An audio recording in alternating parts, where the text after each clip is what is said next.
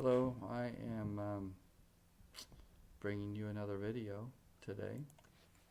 And today, I've got my dog with me, and she likes to chase a ball. So every once in a while, I'm going to throw this ball to her. There you go. So one of the things I like to do and play around with is Bitcoin. So for today's video, I'm going to make a Bitcoin video. So where did we come from? Well, we used to have a currency in the US, and it was based on gold. So gold is unique because it takes hard work. You've got to buy a pick, you've got to buy land, you've got to dig, you've got to refine it, and you've got to sell it. So there is work involved with gold, which makes it valuable. Number two, it's in limited supply. You can't find it everywhere. It's kind of hard to find, and it takes effort. But you could use this gold to buy and sell and trade goods. So what is Bitcoin? How did it start? Well, here's the example I like to show.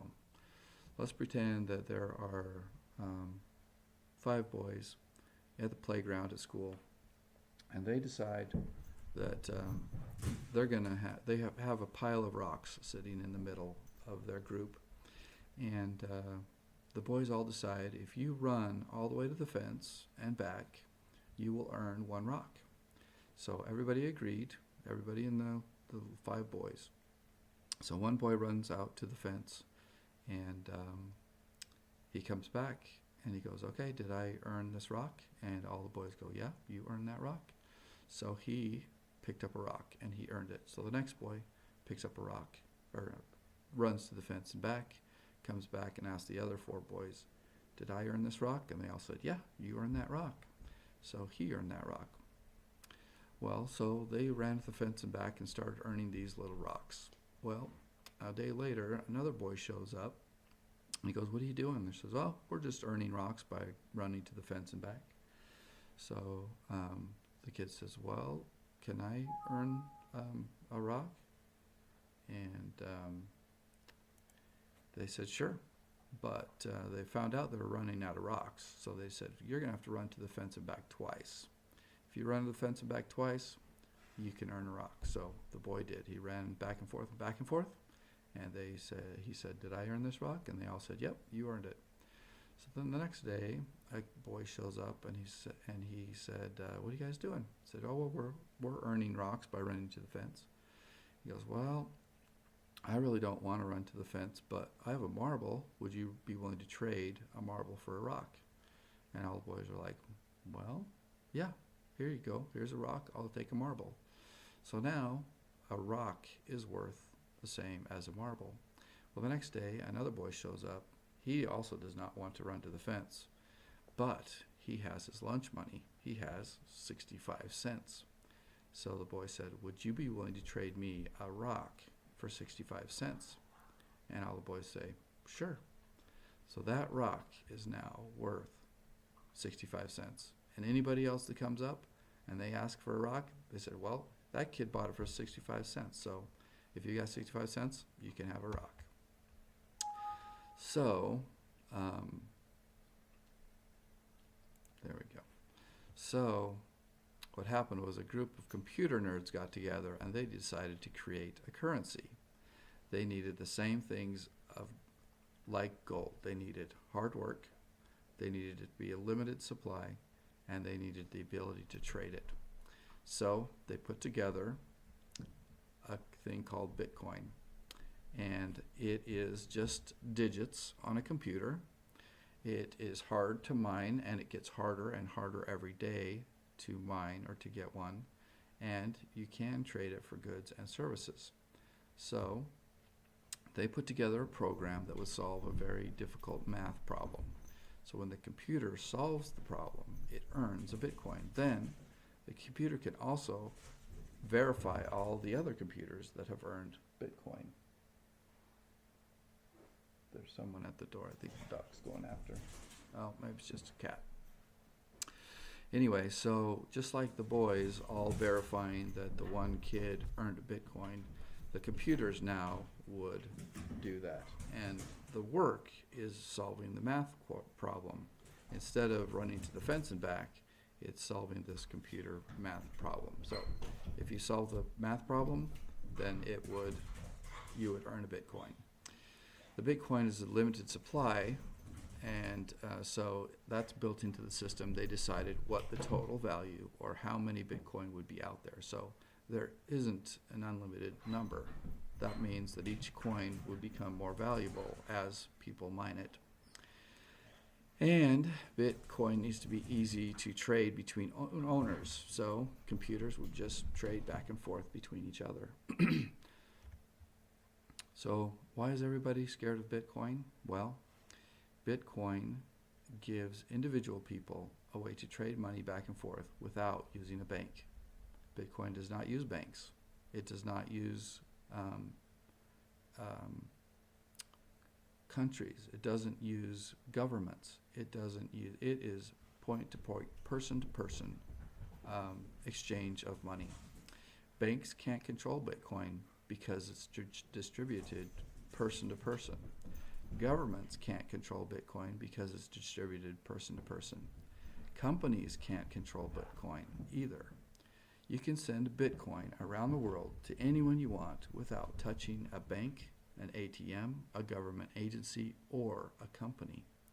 If a bank or a company or a government wants Bitcoin, they have to buy it at the current going price, or they have to start mining Bitcoin themselves with their own computers, just like everybody else. They have to run to the fence and back to earn a Bitcoin. So who accepts Bitcoin right now? Expedia currently does, Overstock.com currently does, and Newegg, and there'll be more and more companies that will accept it in the future. So what will happen if Amazon or Walmart accepts Bitcoin? It could go crazy at that point. So what is Bitcoin mining? If you have a computer, you can start mining Bitcoin at home. I did this for a couple of weeks and earned about 35 cents. I found that faster computers mine Bitcoin faster. So the way to do it is to buy video cards. Video cards are the best way for crunchy numbers, and for computer geeks are building computers with multiple video cards, just like this shows here. Down here, 1, 2, 3, 4, 5, 6 video cards. So there have been companies that have started to build computers only for mining. This is one of the most popular ones right now. It's called the Antminer S9. It can mine $300 worth of Bitcoin every month. The cost right now is $2,500. That's probably not quite right now. It's gone quite a bit down. So I'll bet you it's $1,500 now. So $300 a month would make you around $3,000 in a year. So this computer would pay for itself. Not quite in 4 months, but it could pay for itself within half a year. And all it has is just, in here it has just video cards. That's all it does is mine Bitcoin.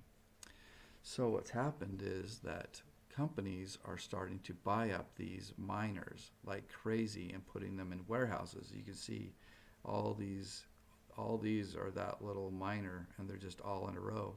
So if each one can make $300 a month, you buy 10 of those, 100 of those, 1,000 of those, how much money can you be making? It would be a good investment.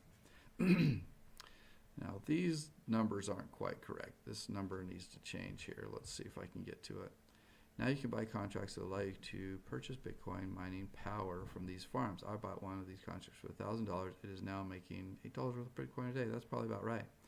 That is $255 a month. Yep. So that number is right. Let me keep going. So I'm doing cloud mining. So I don't want to buy a computer. I don't want to have to manage a computer. If it breaks down, I don't want to have to fix it. So I just buy mining power from a cloud or a company that sells this. So Bitcoin is coming, and I don't think it's going to go away. If you need to send a large amount of money around the world using a banking system, I have heard that it's faster to go to the bank, withdraw the money, put it in a briefcase, take that briefcase on a flight with you to another country and deposit it. It's much faster to do it that way in the current banking system. But with Bitcoin, you can transfer money around the world today, and it doesn't have to go through a bank. It doesn't have to be approved by any company. It doesn't have to be approved by any government. It is a person-to-person transaction. Is it risky? Absolutely. Bitcoin's price was $17,000 per coin in November. Now it is $9,000 per coin. So it's dropped almost half. In fact, it's gone down to $6,000 per coin. So it wasn't good. There is no FDIC insurance. If you lose it, it's gone. There is no backup plan. If the website you're using, Bitcoin Wallet, goes away tomorrow, all your money goes away tomorrow as well. Buying and selling and trading Bitcoin is very hard right now. It's not easy. You need to know what you're doing, and you could send money to the wrong place, the wrong address, and that money would be gone. So play at your own risk. It is not easy. So I've been playing with Bitcoin for about 7 months now. I've invested about $2,000. I've tried about 5 different ways to play with Bitcoin. Currently, all the ways that I'm playing with Bitcoin, I'm making around $10 a day or $300 a month or $3,600 a year. It could go away tomorrow, or by March of next year, or this time of next year, I could retire. We'll have to see. So if you want to play along with Bitcoin, I have a channel that I upload Bitcoin information to and cloud mining, or leave a note down below and I will try to respond to it. So thank you for watching my video today. We will see you again tomorrow. Thanks for, if you want to keep following Savannah and I, please subscribe to the channel and watch and see what kind of videos we make every day.